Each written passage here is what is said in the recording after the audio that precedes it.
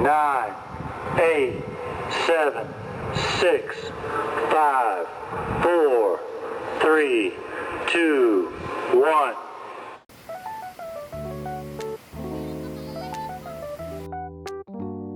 Another mini vlog, another laag. Diri na punta sa Tagmanakaw Falls day nga located sa Panibasan, Mako, Davao de Oro. Kuyugi mi sa pasulod sa falls day kay mauni ang among mga gipang agian.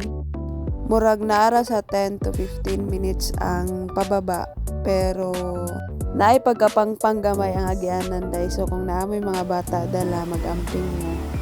Pero carry lang ang dalan. Make sure lang yun nga dili ulan para dili lapok ang inyong agianan og iwas slide. Tanawa na day, gablo-blo ang tubig day. Maura ni mong baon day, popcorn lang.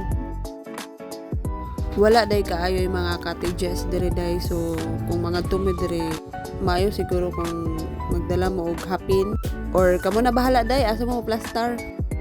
Basta day kay lingaw kay kog salom-salom dire. Lingaw kay kog ambak-ambak.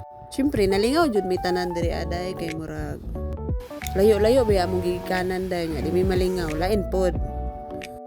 So guys, kung nangita mo og sapa day, i-try ninyo ang Tagmanakaw Falls.